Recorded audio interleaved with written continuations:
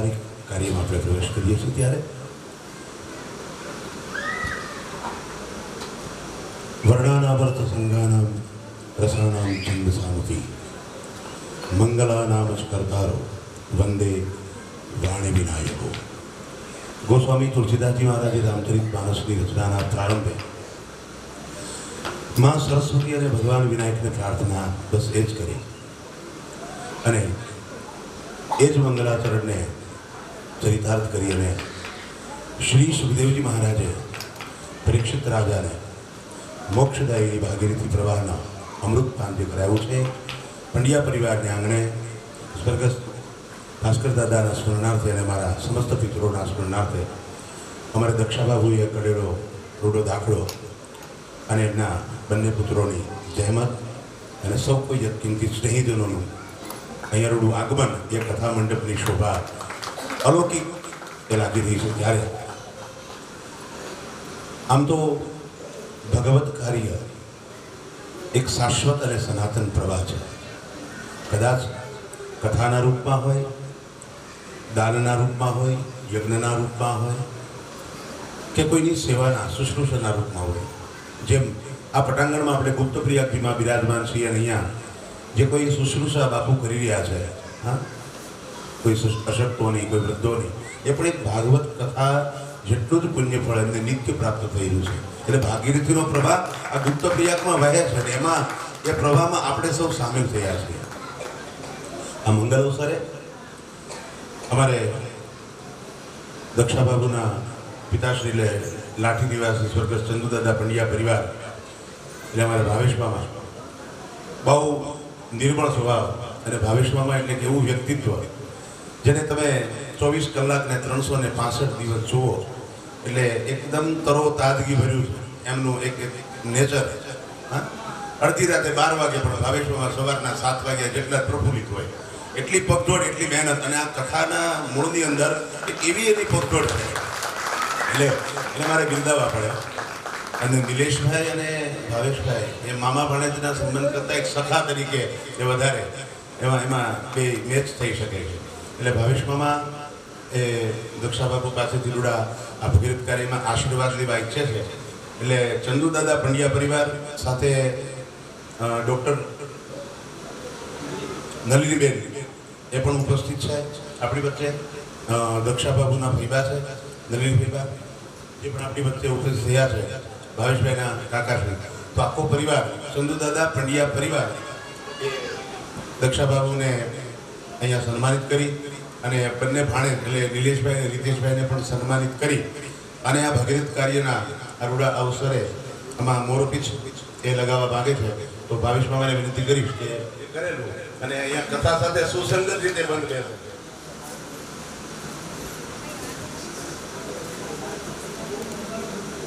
હા, આમ તો શું હોય છે કે એમને એક પેલું કરી આપણે દુપટ્ટા જેવું અને એમને આમ ખાલી આ બીટી જેવું એમને માથે એટલે સાફો થશે. આમ તો આપણે ઉપરનો ખરેખર ખેસ જ નાખવાનો હોય. પ્રબોધભાઈ આવી ગયા છે.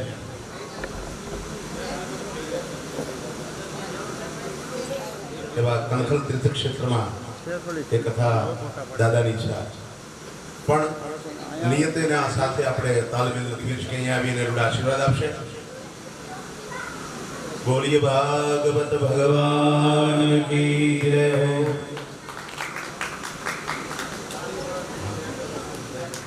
से जागा हाँ बस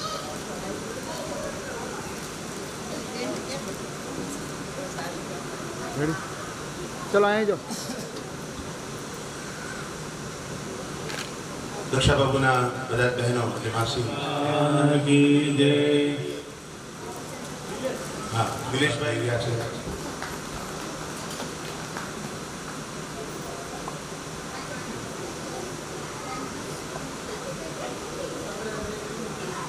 બંને ભાઈઓને રૂડી પાઘડી પહેરાવી, કારણ કે એવું છે કે ભાઈ ઘરના મોભી હોય એને પાઘડી બંધ હોય એટલે ઘરનો માભો સાપો એ માભો છે. અને રીતેશભાઈ ઘરના વડીલ છે તો અહીંયા એમના માસે અને એમના માથા રૂડો સાપો અર્પણ કર્યો છે ને. બોલીએ ભાગવત ભગવાન કી જય. એટલે કરે આપણું લાઠીના સંભરણા કૃષ્ણલાલ કી જય. ગોહિલ વંશ અમારો વડવાળા પંડ્યા પરિવાર, એમાં લાઠી પરગણું સોમનાથ સાથે જોડાયેલી કથા અને આ કથા સ્થળના મુખ્ય યજમાન એ પણ લાઠી પરિવાર એટલે અહીંયા બધો શુભ સમય થઈ રહ્યો છે ત્યારે બંને ભાઈઓ થોડા આશીર્વાદ લઈ રહ્યા છે એમના મોસાળ પક્ષ તરફથી અને હંમેશા વ્યક્તિ જેટલો કુટુંબથી ઉજળો હોય છે એટલો જ મોસાળ ઉજળો હોય છે અને એનું પ્રત્યક્ષ ઉદાહરણ સ્વર્ગસ્થ ચંદુ દાદા પંડ્યા પરિવાર એટલે ભાવેશમાં એ રીતેશભાઈનું દિનેશભાઈનું જે મોસાળ છે અહીંયા ખરેખર આપણને આ દ્રશ્ય દેખાય છે.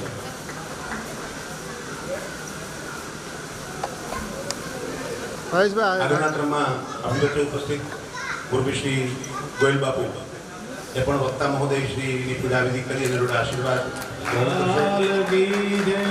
રવિન્દ્ર ભાષા અને સૌ કોઈ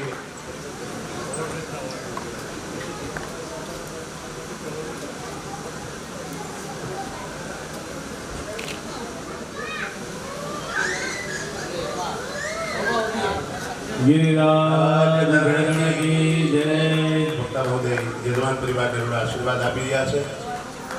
વાઘનિયાલાલ કી જય. આ સાથે હું ઉપરથી પૂર્વી શ્રી ગોયલ બાપુને વિનંતી કરીશ કે આપ અહીંયા નજર આપો. કથા મંત્ર સુધી ઉપસ્થિત થશો. નિવૃત્ત ડીવાયએસપી અહીંથી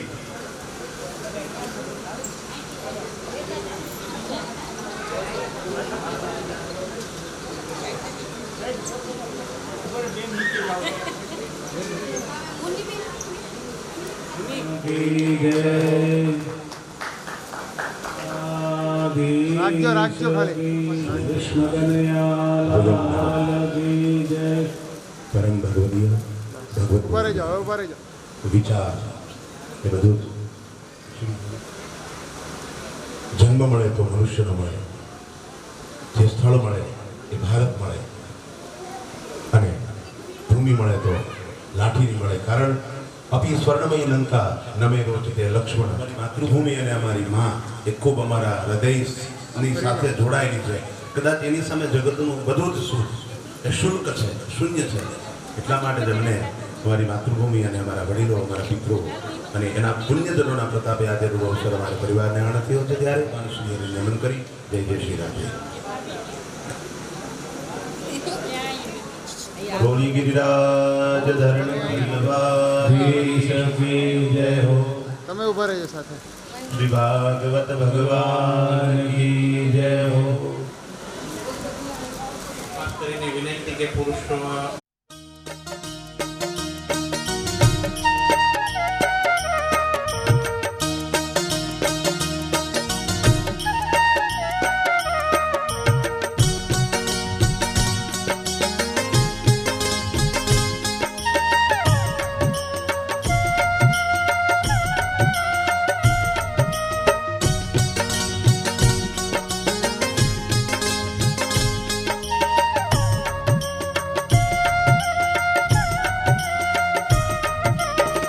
घटमा गिरधारी ने मनमा मुरारी. घटमा गिरधारी ने मनमा मुरारी.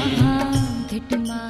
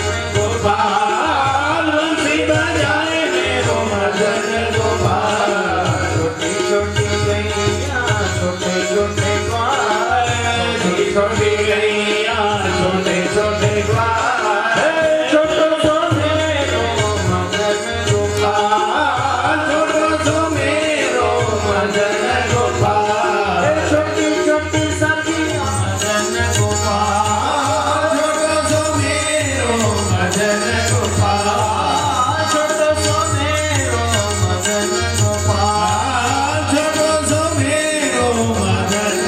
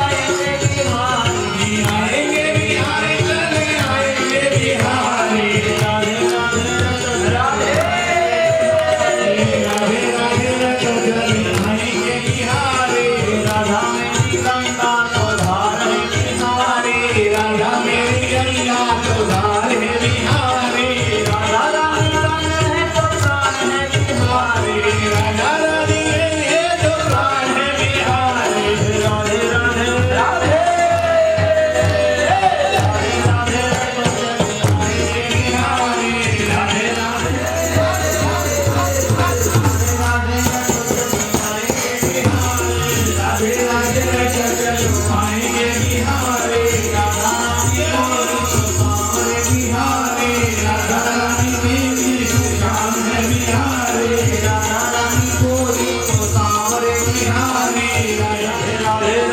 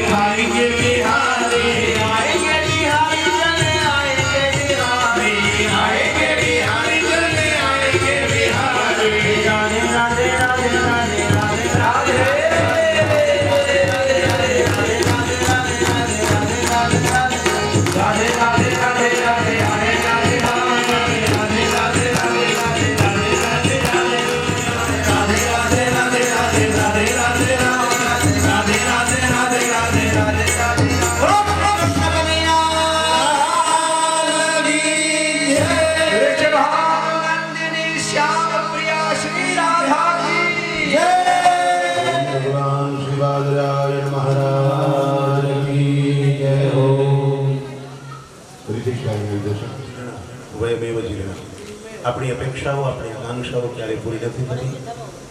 તો શ્રીમદ ભાગવતજીના સાડી પરમેન તરફથી, અશોક આનંદબેનને સાડી પ્રેરણા ભવન તરફથી, ચિરંજીવી રોહન ખુશી દત્તાત્રેય અને સૌને માટે જ બાલીભાઈ છે અને એ જ સાચીની ઓળખ છે એવા સુમધુર સંગીતના સથવારે આપણને આચાર્ય તરીકે સેવા આપે છે એવા મોરબી મોટાભાઈ શ્રી પ્રબોધભાઈ, એમને પણ પૂજ્ય લક્ષ્મીકાંત દાદા એરોડા ભેટ પૂજાના ગૌર આપી અને એમનું પણ સન્માન કરશે.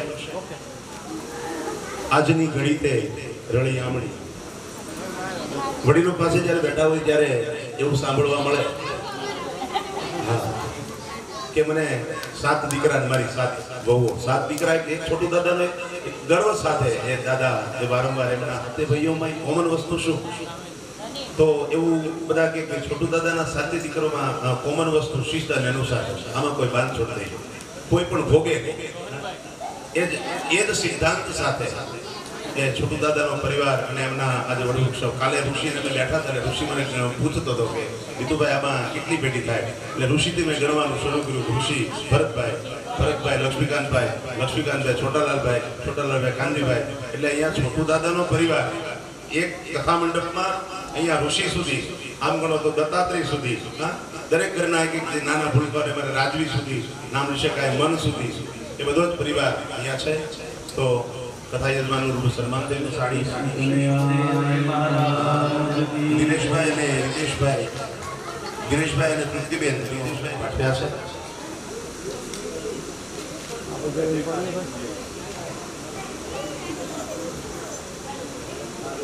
નીતિનભાઈને વિનંતી કરીશ.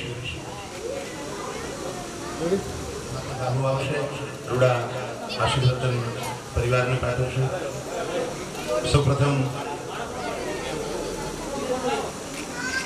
શાસ્ત્રીજીને શાલ અર્પણ કરી અને મોરબી વડે છે પુષ્પા બાબુ ખૂબ, કારણ કે જો આપણે ગોવર્ધન ઉત્સવ, ગોવર્ધન લીલા બાકી હોય કથા, એટલે આપણે કથાને પણ ન્યાય આપવાનો હોય, ખૂબ ઝડપથી આપણે આવી જઈશું. રીતિશભાઈને જ્યારે કવર આપો એના પરિવાર સાથે ભગવાન ગોવર્ધનજીને આપણે હજુ 56 ભોગ અર્પણ કરવાના છે. કેવો રોડો ભાવ સાથે આવી જાઓ ભાઈ. આપણે જઈશું. એ અરકેરા અને મુઠ્ઠી ઉંદેરા માનવી અને ગુજરાતની પણ 1500 કિલોમીટરનો ગુજરાતનો જવાની સુવિધા ન મળે તો ભોજન સાથે હોટલની સુવિધા અને યથકિંચિત ગરમા ગરમ નાસ્તો સમય પહોંચાડી દેવા. ધર્મેન્દ્રભાઈ ત્રિવેદીનો ફોન રાજકોટથી થાય અને વડવાડા પંડ્યા પરિવારની એ ત્યાં ગુજરાતની બહાર પણ નોંધ લેવાય. એવા અમારે નીતિનભાઈની લાગણીનો રૂડો સ્વીકાર છે. બોલીએ કૃષ્ણ કનૈયા. શાસ્ત્રીજી પાસે રૂડા આશીર્વાદ પ્રાપ્ત થઈ રહ્યા છે. રૂપી વડીલ શ્રી પુષ્પા બાબુ આપી રહ્યા છે. ત્યારબાદ નિલેશભાઈ પરિવાર એ બાપુ પાસેથી રૂડા આશીર્વાદ લેશે. રીતેશભાઈ પરિવાર રૂડા આશીર્વાદ બાપુ પાસેથી લેશે. રોહનભાઈ, ખુશીબેન, દત્તાત્રીબેન અને ભાણેજ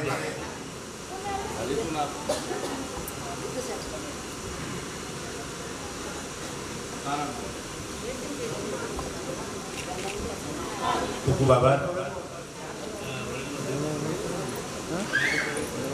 સંગીતના સપ્તકને સુમધુર કંઠથી પીરસી રહ્યા છે અને ધાગે નથી લખતીના માં સરસ્વતીના કોળે પોતાનું જીવન અર્પિત કરી અને આ કથાને એક માધુર્ય પીરસી રહ્યા છે. એવા સંગીતના બધા જ અહીંયા ઉપસ્થિત મારા વડીલો રૂપિયો એમની પણ આ પરિવારનો ઉલ્લેખ છે. આપણા સમગ્ર કાર્યક્રમને જેઓ પોતાના કચકડે વધી રહ્યા છે એમનો પણ આ પરિવાર રોડો એ હાર્દિક આભાર વ્યક્ત કરે છે. અને આ સુંદર મજાની સાઉન્ડની સુવિધા જે અમારે દક્ષા બાબુના સત્સંગ મંડળના બધા બહેનો બોલીએ બાલકૃષ્ણ ભગવાન કી જય હો, દેકી જય હો, જય હો, મહારાણી કી જય હો, દેશ કી જય હો, જય હો. તો કથા સત્રના 5મા દિવસના આ ખળખળ વહેતા પ્રવાહને આપણે ફરીવાર પાન કરવા આતુર છીએ ત્યારે શ્રી ભાગવતજીના ચરણમાં મારી વાણીને અર્પિત કરી અને ભક્તા મહોદયશ્રીને નમન કરી અને આપણે આગળ ભાગીરથીના પ્રવાહમાં સૌ પ્રવૃત્ત થઈએ. અસ્તુ. જય શ્રી કૃષ્ણ. મહારાજનો યજ્ઞ કરીએ. તો ઇન્દ્ર વરસાદના દેવ છે, એ વરસાદ વરસાવે. અને એટલા માટે ઇન્દ્રનો યજ્ઞ કરવાનો છે, બધી તૈયારીઓમાં લાગેલા છે. આ બાજુ ભગવાન શ્રી કૃષ્ણ માતા યશોદાને સવારમાં વહેલા ઉઠી અને બધી ભોજન સામગ્રીઓ તૈયાર કરતા હતા એને જોયા. ભગવાન શ્રી કૃષ્ણ માતા યશોદાને પૂછે છે, માં, આ આટલા બધા મોટા ભોજની તૈયારીઓ કોના માટે થઈ રહી છે? માતાએ કીધું કે લાલા, તારા પિતાને જઈને પૂછ, એ તને ઉત્તર આપશે. અને તને જે જિજ્ઞાસા છે તારી જિજ્ઞાસા નંદ બાબા પૂર્ણ કરશે. નંદ બાબાને પૂછ્યું છે, બાબા, આપ શું યજ્ઞ કરી રહ્યા છો? કોનો યજ્ઞ છે? અને આ યજ્ઞ કરવાથી શું થાય? આ બધી તૈયારીઓ શેની ચાલે છે? બધું કહો. નંદ બાબા કહે છે, પર્જન્યો ભગવાન ઇન્દ્રો મેઘાસ્તસ્યાત્મમૂર્તયઃ દેવિવર્ષન્તિ ભૂતાનાં પ્રીણનં જીવનં પયઃ. હે લાલા, ભગવાન ઇન્દ્ર મહારાજનો અમે યજ્ઞ કરવાના છીએ. ઇન્દ્ર મહારાજની કૃપા હોય તો વર્ષા થાય, અને વર્ષા થાય તો ઘાસ ઉગે, અને ગાયોને એ ઘાસથી તૃપ્તિ થાય. આપણે પશુપાલક છીએ, વર્ષોથી આપણે ઇન્દ્ર મહારાજનો યજ્ઞ કરીએ છીએ. જ્યાં પરંપરાગત આ યજ્ઞની વાત સાંભળી ભગવાન શ્રી કૃષ્ણએ તરત જ ભગવાન બોલ્યા છે, બાબા, કર્મણા જાયતે જંતુઃ કર્મણૈવ વિલીયતે સુખં દુઃખં ભયં ક્ષેમં કર્મણૈવાધિપદ્યતે. હે બાબા, કર્મ પૂર્વક માણસને સુખ અને દુઃખની પ્રાપ્તિ થાય છે.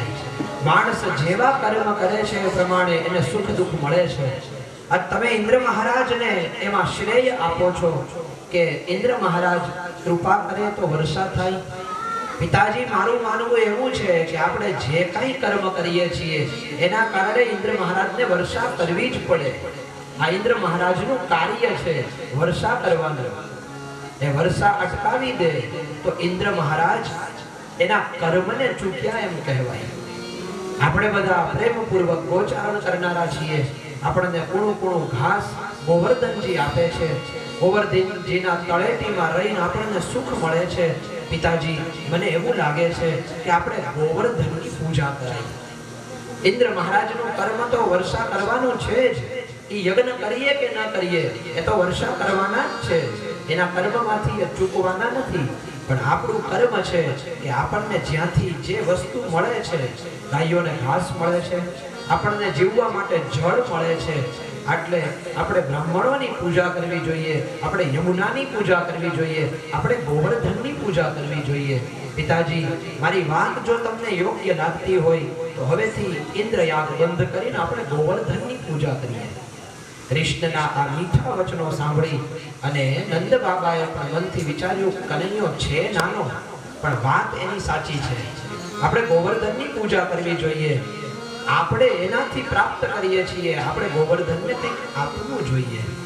આવો વિચાર કરી નંદ બાબા કૃષ્ણને પૂછે છે, કૃષ્ણ, આમાં શું કરવું? અમને કાંઈ ખબર નથી, ગોવર્ધનની પૂજા કેમ થાય? કૃષ્ણએ કહ્યું, કાંઈ નથી કરવાનું. જે ભોજન સામગ્રીઓ બધી તૈયાર કરી છે એ ગોવર્ધનજીના સામે લઈને જવાની, એમની પ્રદક્ષિણા કરવાની, એમને પ્રાર્થના કરવાની અને બ્રાહ્મણોની પાસે પૂજા કરાવવાની. બસ સામાન્ય ભગવાન ગોવર્ધનજીની પૂજા છે. આ રીતે ભગવાન શ્રી કૃષ્ણએ વાત કરી. બાબા નંદ બાબા માની ગયા. ગોવાળિયાઓ બધા જ સાથે છે. નંદ બાબા આખું વ્રજ એ ગોવર્ધનજીની પાસે જાય છે. જે કાંઈ ભોગ સામગ્રી હતી ગોવર્ધનજીને ધરે છે. ભગવાન શ્રી કૃષ્ણએ કહ્યું કે આ ગોવર્ધનજીમાંથી માનસી ગંગા પ્રગટ થાય છે, એમાં સ્નાન કરો. હર હર ગંગે કરતા કરતા આ માનસી ગંગામાં સ્નાન કરે છે, પ્રદક્ષિણા કરે છે ગોવર્ધનજીની. હાથ જોડી કૃષ્ણ બધાને કહે છે કે હવે ગોવર્ધનજી ભોજન આરોગ્ય છે, આપ સૌ પ્રાર્થના કરો, આંખ બંધ કરી અને એમની વિનંતી કરો. આ બાજુ કૃષ્ણએ એમ કીધું, આંખ બંધ કરો, એટલે ગોવાળિયાઓને મનથી એમ થયું કે હોય ન હોય કાંઈક એવું લાગે છે કૃષ્ણ કંઈક જુદું કરવાનો છે. કારણ કે બીજા ન ઓળખી શકે પણ સખા તો ઓળખી જાય, મિત્ર તો ઓળખી જાય. એટલે કોઈ ગોવાળિયાઓ આમ આંખ થોડી ઘણી બંધ કરીને જોવે છે શું થવાનું છે. એવા સમયે કૃષ્ણએ જોયું બધાએ આંખ બંધ કરેલી છે. તરત જ પોતે ગોવર્ધન રૂપમાં ભગવાન શ્રી કૃષ્ણ પ્રગટ થયા છે અને ગોવાળિયાઓ જોતા જોતા કૃષ્ણ ભગવાન બધા ભોજન જે સામગ્રી અર્પણ કરી છે એને આરોગી ગયા. ભોજન સામગ્રી આરોગી પરમાત્મા પાછા મૂળ રૂપમાં આવ્યા છે. ભગવાન શ્રી કૃષ્ણએ કીધું હવે આંખ ખોલો. ભગવાન ગોવર્ધનજીએ આપણી ઉપર કૃપા કરી અને જો આપણી ભોજન સામગ્રીને એમણે ગ્રહણ કરી છે. આ પ્રમાણે જે આ વાત સાંભળી બધા જ જય જયકાર કરવા લાગ્યા. બોલ શ્રી ગોવર્ધન ભગવાનને વિનંતી કરી પ્રાર્થના કરી ગોવર્ધનજીની પૂજા કરી બધા વ્રજમાં પાછા આવ્યા છે. બીજી બાજુ ઇન્દ્ર મહારાજે જોયું કે સમય અનુસાર આ વ્રજવાસીઓ યજ્ઞ કરે છે અને આ વ્રજવાસીઓ યજ્ઞ કરતા કરતા આ વર્ષે અટકી ગયા. કારણ એક જ છે, કૃષ્ણએ એમને રોક્યા છે. આ કૃષ્ણ સ્તબ્ધમતી સાવ મૂઢમતી છે. એને ખબર નથી પડતી કે આ યજ્ઞ કરવાથી જ બધું થાય છે. ઇન્દ્ર મહારાજને મનમાં અભિમાન આવ્યું. અભિમાન આવતાની સાથે પોતાના સાંવર્તક નામના મેઘોને બોલાવ્યા છે. જાઓ મુશળાધાર વર્ષા કરો વ્રજની ઉપર. એક પણ વ્રજવાસી બાકી બચવો ન જોઈએ.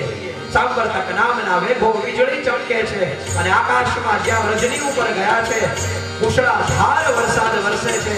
બધા વ્રજવાસીઓ હાહાકાર કરવા લાગ્યા, રક્ષા કરો કૃષ્ણ અમને બચાવો. વ્રજવાસીઓ ભગવાન કૃષ્ણના ચરણે આવ્યા છે. ભગવાન કૃષ્ણને પ્રાર્થના કરી છે અમારી રક્ષા કરો. ભગવાન કૃષ્ણએ કહ્યું રક્ષા તો જેની તમે પૂજા કરી એ કરશે. ચાલો હવે જેની પૂજા કરી છે એ આપણી રક્ષા કરશે. ગોવર્ધનજીના શરણે જઈએ. ભગવાન શ્રી કૃષ્ણ બધા જ વ્રજવાસીઓને લઈ ગોવર્ધનજીના શરણમાં ગયા છે. ગિરિરાજજીને પ્રાર્થના કરી છે કે હે ગિરિરાજ અમારી રક્ષા કરો. અને આ રીતે પરમાત્માએ પોતાના ડાબા હાથનો જ્યાં સ્પર્શ ગોવર્ધનજીને કરાવ્યો છે, ગિરિરાજધારી પરમાત્માએ પોતાના ડાબા હાથથી ગિરિરાજને ધારણ કર્યો છે.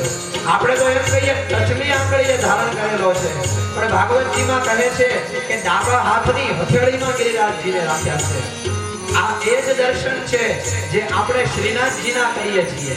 આ પાછળની બાજુ જે શ્રીનાથજીનું ચિત્ર છે, હાથ ઊંચો કરી અને એક હાથ કમરે રાખ્યો છે, બસ એ ગિરિરાજધારી પરમાત્મા શ્રીનાથજીના દર્શન છે.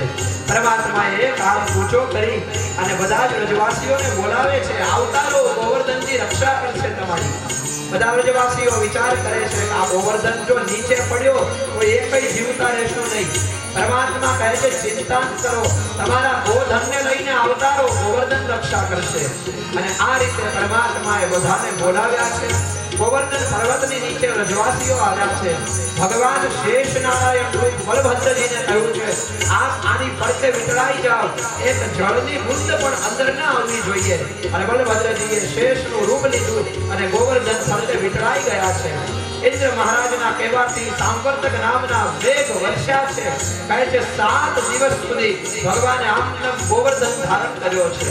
બીજી બાજુ બધા ગોવાળિયાઓને થયું કે લાવ આ કૃષ્ણ ક્યાંનો એકલો ગોવર્ધન ઉપાડે છે, અમે સહાયતા કરીએ. વળી હાથમાં લાકડીઓ લઈ ગોવાળિયાઓ ટેકા દે છે. કૃષ્ણ હવે તું ગોવર્ધન છોડી દે, અમે બધાય આને પકડી રાખશું. કૃષ્ણએ કીધું એમ તમારામાં એટલું બળ છે કે તમે ગોવર્ધનને ધારણ કરી શકો? ગોવાળિયાઓએ કીધું હા તારાથી ધારણ થાય તો અમારાથી ન થાય. જરીક હાથ નીચે લીધો ત્યાં લાકડીના ટેકા તડ કરી ઉડવા લાગ્યા. ગોવાળિયાઓએ કીધું અલે છે રે જે કૃષ્ણ પકડ. કૃષ્ણએ પાછો હાથ લીધો છે. 7 દિવસ સુધી પરમાત્માએ ગોવર્ધનજીને ધારણ કર્યા છે. માનો આપણા 7 દિવસનું જીવન પરમાત્મા ગોવર્ધન રૂપમાં ધારણ કરે છે કે હવે તારી જવાબદારી મારી ઉપર છે, તો ચિંતા ન કર. પરમાત્માએ 7 દિવસ સુધી ગોવર્ધનજીને ધારણ કર્યા છે. સમય આવ્યો, ઇન્દ્ર મહારાજ થાક્યા છે. ઇન્દ્ર મહારાજે સાંવર્તક નામના મેઘ પાછા બોલાવી દીધા. વ્રજમાં સૂર્યનો પ્રકાશ ફેલાણો છે. ઇન્દ્ર મહારાજ થાક્યા છે. એમને એમ લાગ્યું કે હું આ કૃષ્ણને મંદમતી સમજતો હતો, પણ આ તો પરમાત્મા છે. અને ભગવાન કૃષ્ણએ ગોવર્ધનને ધારણ કર્યા હતા. આજ બલરામજીને કહ્યું છે કે હવે વ્રજમાં કોઈ આપત્તિ નથી, હવે તમે મુક્ત થાઓ. અને બધા જ વ્રજવાસીઓને કહ્યું છે હવે તમે વ્રજમાં જાઓ. પરમાત્માએ 7 દિવસ સુધી ધારણ કરેલો ગિરિરાજ પર્વત નીચે રાખે છે. આપણે પરમાત્માને પ્રેમ કરીએ છીએ એટલે પરમાત્માને આપણે કષ્ટ નથી કરાવવું. પરમાત્માએ ગોવર્ધન નીચે રાખ્યો. વ્રજવાસીઓ બધા વ્રજમાં ગયા છે. બસ આપણે પણ પરમાત્માને પ્રાર્થના કરીએ કે હે પ્રભુ આ મારો દેહરૂપી ગિરિરાજ પર્વત એ 7 દિવસ સુધી તું ધારણ કરજે. આમે અઠવાડિયાના 7 જ દિવસ હોય ને એમ 7 દિવસ સુધી સોમથી લઈને રવિવાર સુધી મારા ગિરિરાજને તું ઉપાડજે પ્રભુ અને તું ધારણ કરજે, અમારું કલ્યાણ કરજે.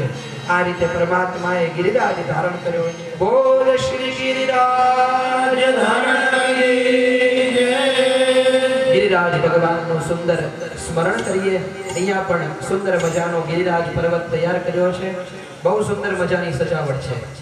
લગભગ આ છોકરાઓએ બનાવ્યો છે. વાહ, બહુ સરસ. ટૂંકા સમયમાં આવો સરસ ગિરિરાજ પર્વત બહુ સરસ છે. ભગવાનના દર્શન કરીએ. ભોગ સામગ્રી પણ બહુ સુંદર ધરી છે. એના દર્શન કરીએ. ગિરિરાજને પ્રાર્થના કરીએ કે હે પ્રભુ અમારી ઉપર સદૈવ કૃપા કરો. गिरिराज की शरण में, गिरिराज की शरण में,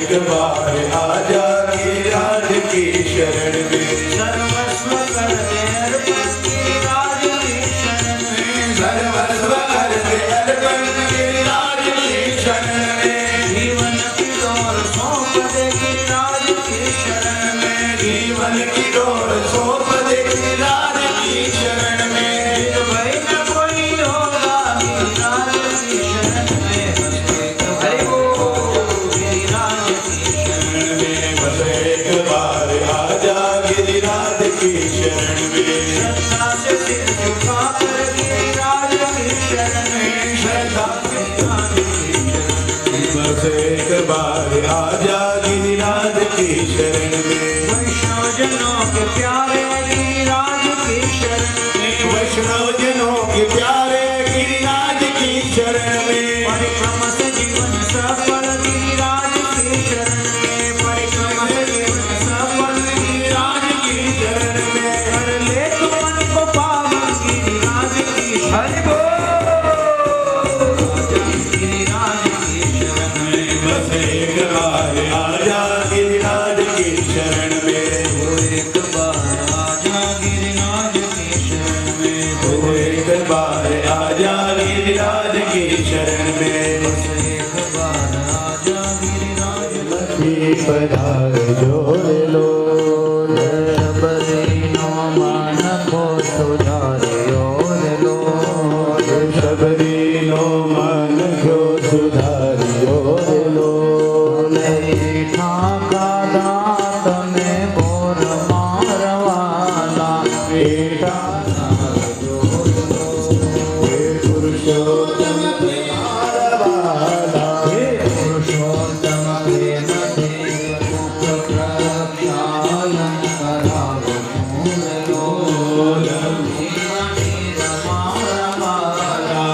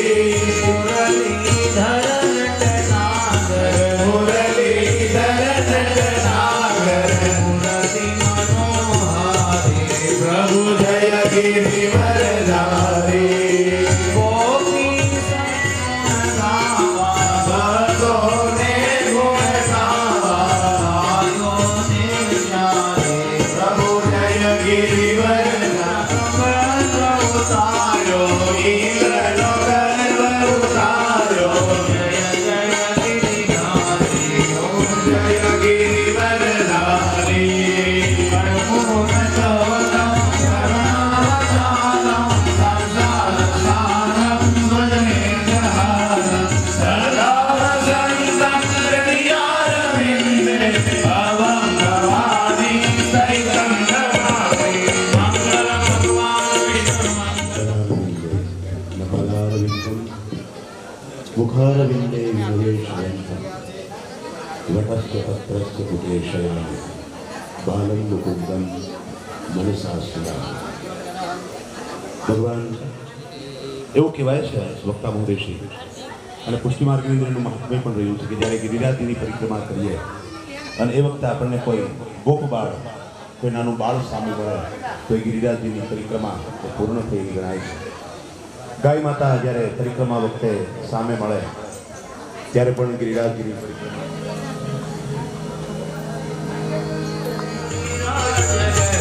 श्री गोवर्धन महाराज महाराज तेरे माथे पे मुकुट विराज रहो तेरे कानन कुंडल शोभित रहो तेरे कान में कुंडल शोभित रहो तेरे कान तेरी कानी बनी है विशाल महाराज तेरे माथे पे मुकुट विराज रहो श्री गोवर्धन महाराज महाराज तेरे माथे पे मुकुट विराज रहो तेरी सात कोस की परिक्रमा तेरी सात कोस की परिक्रमा तेरी सात कोस की परिक्रमा तेरी सात कोस की परिक्रमा चंद्रेश्वर चंद्रेश्वर ईशान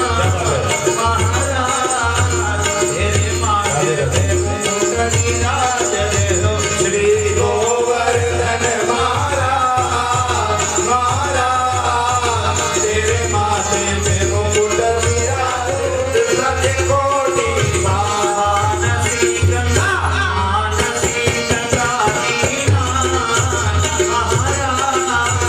तेरे माथे पे मुकुट विराज रहो श्री गोवर्धन महाराज महाराज तेरे माथे पे मुकुट विराज रहो तेरे माथे पे मुकुट विराज रहो तेरे माथे पे मुकुट विराज रहो श्री गोवर्धन महाराज महाराज तेरे माथे पे मुकुट विराज रहो श्री गोवर्धन महाराज महाराज तेरे माथे पे मुकुट विराज गिरिराज धरण की जय श्याम सुंदर श्री यमुने महारानी की जय श्री वल्लभाधीश की जय वृंदावन बिहारी लाल की जय ओम नमः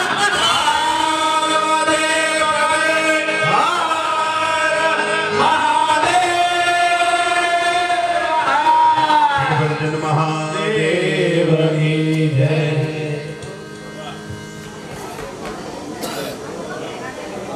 तो कालिंद्या द्वादश्याम जलमाविशत्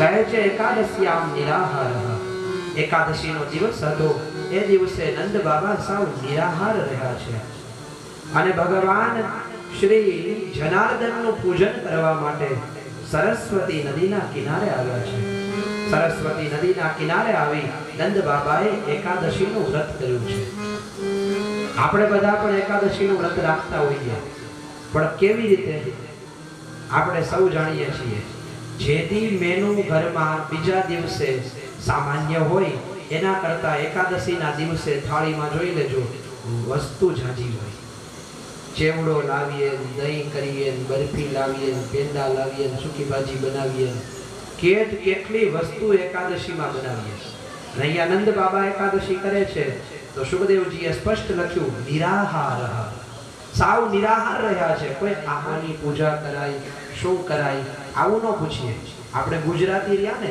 એટલે પહેલું એ પૂછીએ કે આ વ્રતમાં શું ખવાય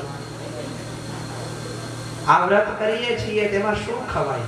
સાબુદાણાની ખીચડી ખવાય, બટેટાની સૂકી ભાજી ખવાય? આપણા પ્રશ્ન ત્યાંથી ચાલુ થાય, શું ખવાય?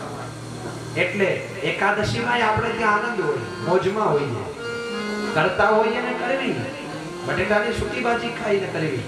પણ મારા ગુરુજી એમ કહે છે કે મેનુ બદલી દેવાથી એકાદશી પૂરી થઈ જાય. હરિઓમ. ગુરુ બ્રહ્મા ગુરુ વિષ્ણુ ગુરુર્દેવો મહેશ્વર ગુરુ સાક્ષાત પરમ બ્રહ્મ તસ્મૈ શ્રી ગુરુવે નમઃ. શાસ્ત્રીજી, સંગીતકાર ભાઈઓ, સુગ્ન શ્રોતાગણો, બહેનો, ભાઈઓ, આપ સર્વે અતિ ભાગ્યશાળી કહેવાઓ કે આવું જે રમણીય અને પરમાત્મા જ્યાં વાસ કરી ગયા એવું ગુપ્ત પ્રિયા તીર્થધામના દર્શનનો તમને બધાને લાભ મળ્યો.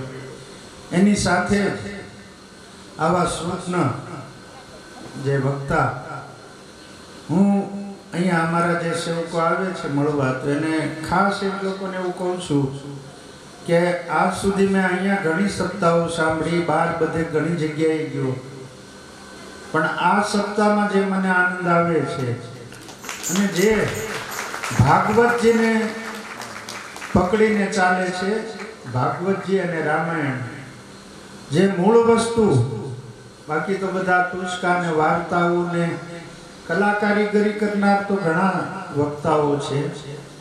આ તો ખરેખર ભાગવતને પકડીને ચાલે. નાની ઉંમરમાં ઘણું બધું જ્ઞાન છે. તો અહોભાગ્ય કહેવાય કે મારા પરિવારના, પંડ્યા પરિવારના કે આવા વક્તા તમે ગોત્યા અને એમના શ્રી મુખેથી તમને ભાગવતનું જ્ઞાન મળે છે. બાકી બધું તો ટૂચકાઓ હોય જ છે, પણ એ કરતા જે આપણા પિતૃઓને મોક્ષ માટે ભાગવત લઈને આપણે બેઠા છીએ અને ભાગવત જ આપે છે, તો અમે બહુ રાજી થઈએ છીએ. ઈચ્છા થાય કે અહીંયા પૂરું સાંભળું, પણ કામ બસ થોડીક તબિયત નાજુક છે એટલે નથી બેસી શકતો, પણ સાંભળવાની બહુ ઈચ્છા થાય છે. તો આ તીર્થધામનું થોડું માતમ્ય કહું કે અહીંયા ભગવાન વિષ્ણુ ગુપ્ત વાસ રહ્યા હતા. મહાદેવજી એક સમાધિ લગાવે તો આપણા 4 યુગ જાય. આપણા 4 યુગ જાય, કળયુગ, દ્વાપર, ત્રેતા અને સતયુગ.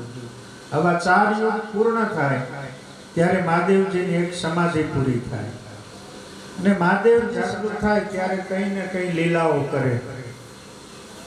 ક્યારેક જો ખંડન કરેલું હોય તો સર્જન કરે, સર્જન કરેલું હોય તો વિસર્જન કરે. આ એમની એક પ્રકૃતિ છે અને એમનો નિયમ છે. પહેલા સર્જન કરવું, પાછું વિસર્જન કરવું, પાછું સર્જન કરવું. અને જ્યારે ભગવાન સમાધિમાંથી જાગૃત થયા મહાદેવજી, એમને પરસેવો વળ્યો અને કપાળમાં પરસેવો વળે એ ભગવાન આવી રીતે આમ કરીને આમ ફેંક્યો એટલે એ સમુદ્રમાં ગયો. એમાંથી એક બાળકની ઉત્પત્તિ થાય છે, એનું નામ પાડવામાં આવે છે જાલંધર.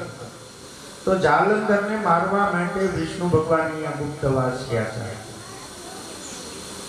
જાલંધરની પત્ની વૃંદા હતી, એને તપ કરીને ભગવાન પાસેથી વરદાન મેળવેલા કે મારા પતિનું મૃત્યુ ન થાય અને હું અખંડ સૌભાગ્યવતી રહું.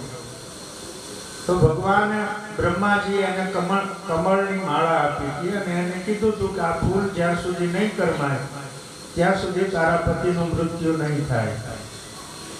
તો વૃંદાએ પૂછ્યું કે આ ફૂલ ક્યારે કરમાઈ જાય? તો કે જ્યારે તારું સતીત્વ ખંડિત થશે તો આ ફૂલની માળા કરમાઈ જાય. પછી જાલંધરને ડબલ શક્તિ આવી ગઈ. એક તો શુક્રાચાર્યજીએ એને ટ્રેન કર્યો હતો, કારણ કે એના ગુરુ શુક્રાચાર્યજી હતા. લડવા માટે એને એટલે અપાર શક્તિ આપેલી. પછી આ વૃંદાની જે એને માળા રૂપી આશીર્વાદ મળ્યા એટલે એ સૃષ્ટિને બહુ હેરાન કરવા માંડ્યો. ત્યારે વિષ્ણુ ભગવાન અહીંયા ગુપ્તવાસ ગયા. જાલંધર જેવું રૂપ લઈને સતી વૃંદાનું સતીત્વ ખંડિત કર્યું. તો જ્યારે સતીત્વ ખંડિત કર્યું એટલે ફૂલની માળા કરમાઈ ગઈ જાલંધરના ગળામાંથી. ભગવાને અહીંયાથી ચક્ર માર્યું, સુદર્શન ચક્રથી એનું મસ્તક કાપી નાખ્યું. અને દીવ જે છે, દીવ એ જાલંધરની નગરી કહેવાય. ત્યાં હજી જાલંધરની ગુફાઓ છે, જાલંધર બીચ છે, અને ત્યાં ચક્ર તીર્થ છે દરિયાકાંઠે. અને 5 મહાદેવજીના શિવલિંગો છે, પાંડવોએ સ્થાપિત. તો આ રીતનું ભગવાને લીલા કરી અને પછી વૃંદા ભગવાનને શ્રાપ આપે છે અને ભગવાન છે એ પથ્થર બની જાય છે.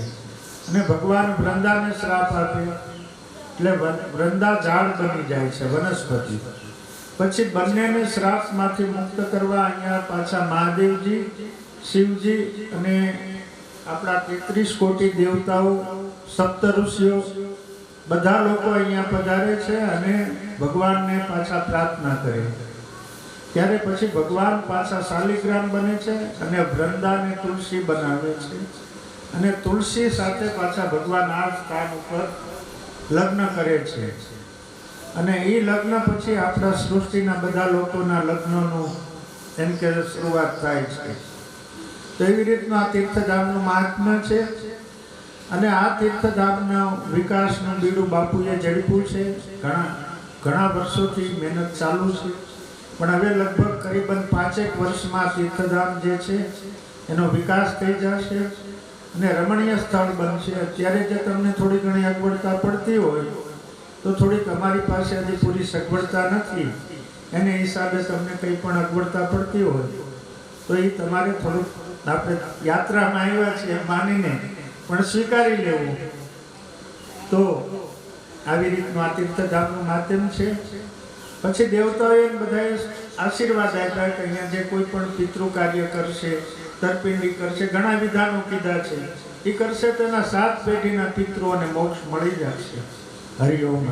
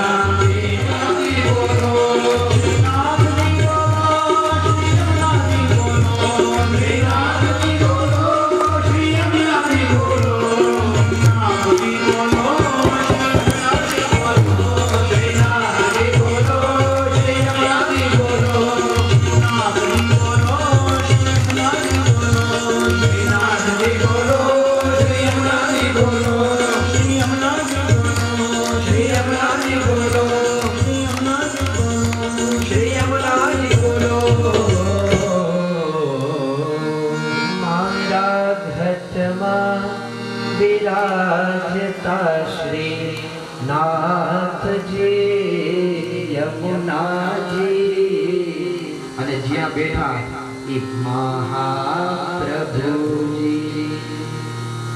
શ્રી દ્વારિકાધીશ જગતાતી પરો વંદે પાર્વતી પરમેશ્વર વર્ણાનામર્થ સંઘાનામ રસાણામ છંદસાવતી મંગલાનામ ચ કર્તા વંદે વાણી વિનાયકો વ્યાસ સ્વરૂપ ભક્તા મહોદય એમની આજ્ઞા લઈ અને કથા મંડપમાં 2 મિનિટ સમયની માગણી કરું છું. પરમ કૃપાળુ પરમાત્મા ભગવાનનું વાંગમય સ્વરૂપ અને શ્રીમદ ભાગવતીના શ્રી ચરણમાં નમન કરી અને સૌ ભગવત ગુણાનુરાગી સૌ પરિવાર સહિતના હૃદયમાં બિરાજમાન એવા ભગવાન શ્રી સ્વરૂપને નમન કરી આપણી વચ્ચે ઉપસ્થિત પ્રયાગરાજ તીર્થના સંતવર્ય એક વખત ધરાવડેલો મેહુલો મેઘ બળો ભગવાન ભગવાન સે ભક્તિ પડી એટલે એમાં ભક્તિએ ઉમેરો કર્યો કે પ્રભુ જો હું ન હોઉં તો તમારી કિંમત ન થાય, ભક્તિ થકી તમારી કિંમત છે. એટલે ધરતીને કે તારું અસ્તિત્વ નથી, મેહુલાને કે તારું પણ અસ્તિત્વ નથી, અને પ્રભુ જો હું ન હોઉં તો તમારો વ્યાપ ન વધે.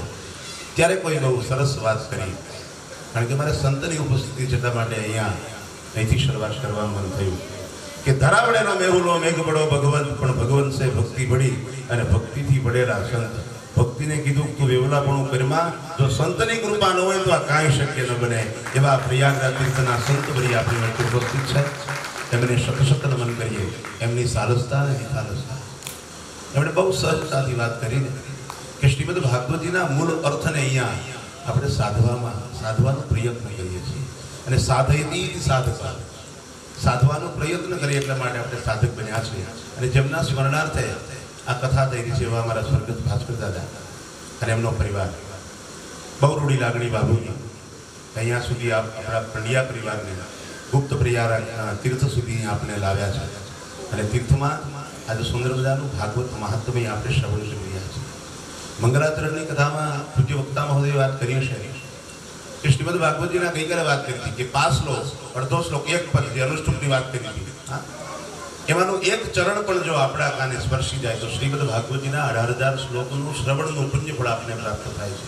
અને એટલા માટે જ મંગલાચરણમાં કહ્યું કે સત્યમ પરમ ધીમહિ. આખા ભાગવતજીનો શ્રી સાર એમાં મૂક્યો છે, સત્યમ પરમ ધીમહિ.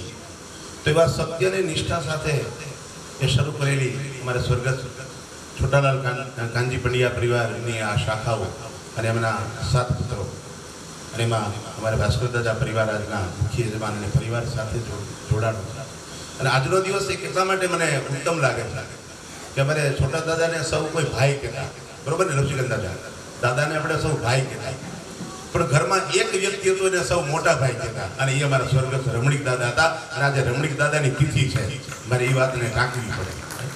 દાદાને તો ભાઈ કહેતા, પણ રમણીક દાદાને સૌ કોઈ મોટા ભાઈ કહેતા. અને ખરેખર એક મોટા ભાઈ તરીકેનું યથાર્થ ભાસ્કર દાદાને સૌ ભાઈઓને અનન્ય લાગણી રમણીક દાદા માટે, અનન્ય લાગણી કે મોટા ભાઈનું વાક્ય એ બ્રહ્મ વાક્ય હોય. અને આજે પૂજ્ય રમણીક દાદાની તિથિ છે, એ તિથિનો એ પુણ્ય ફળ આજે રમણીક દાદાને પ્રયાગ તીર્થમાંથી આપણે એ સ્વર્ગસ્થ ચંદુ દાદા, ભાસ્કર દાદા, રમણીક દાદા, અમારા સુશીલા બાબુ, અમારે ચંદુ દાદા અને બાબુ, અને અમારો ભાઈ યોગેશભાઈ, સૂરજના હૃદયની ભીની સુવાસ એટલે યોગેશ, કવિ અને લેખક.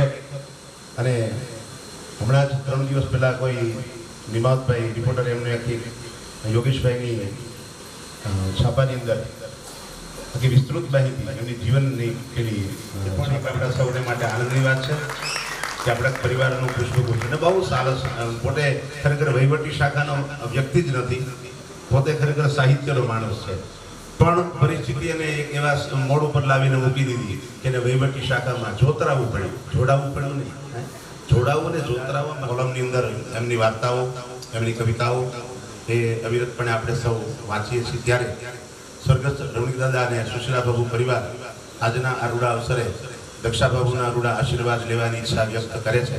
તો યોગેશભાઈ અને ભાભીને વિનંતી કરીશ, નિશા ભાભીને, સાથે ત્રણેય બહેનો રેખાબેન, ભારતીબેન અને લીનાબેન, એ ત્રણેય બહેનો પણ રૂડા આશીર્વાદ લેવા ઈચ્છે છે. તો દક્ષા બાબુ અહીંયા આવશે અને યોગેશભાઈ અને નિશા ભાભી આવી અને એમના આશીર્વાદ લેશે અને બાબુ એમને રૂડા આશીર્વાદ આપશે. હા, અહીંયા રાખીએ. 4 શ્લોકોનું વિસ્તૃતિકરણ કરીને 18,000 કરાવતા મહોદય શ્રીને રૂડા આશીર્વાદ એમના લઈ રહ્યા છે. યોગેશભાઈ પંડ્યા પરિવાર ભાગવત ભગવાન કી જય.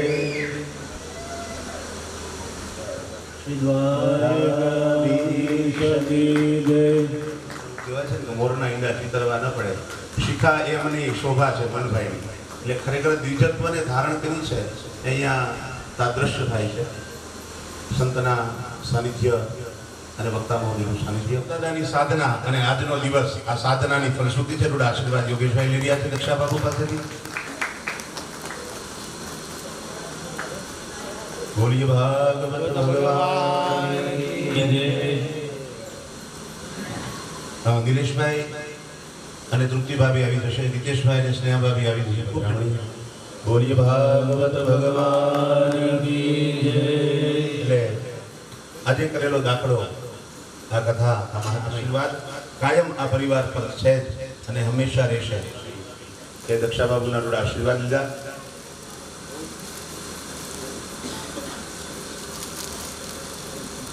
રેખાબેનની ઉપસ્થિત હોય અને કોઈ વ્યવહારિક રીતે ખૂબ ઝડપથી આવી જશે. પછી કદાચ કોઈ અવકાશ પછી બાકી હશે તો એને આપણે કથા વિરામ પછીના સત્રમાં, અચ્છા બપોર પછીના સત્રમાં. કલમનો કસબી ભાઈ મિતેશભાઈ વાત કરી કે શબ્દના વર્મી, પણ આજે મારી પાસે શબ્દો નથી કોઈ. હું ખૂબ ભાવવિભોર છું અને અમારા વર્ષો યુગોના કપ આજે પડ્યા છે કે આજે અમે આ પવિત્ર ભૂમિ ઉપર છીએ અને આજે અમારા જીવતર ખરેખર ધન્ય થઈ ગયા છે. બસ બીજું કશું નથી. એમને એ ભાષા આપી લીધી. આજ સાથે મારી વાણીને ભાગવતી દાસની ચરણમાં અર્પિત કરી. અસ્તુ. જય શ્રી કૃષ્ણ.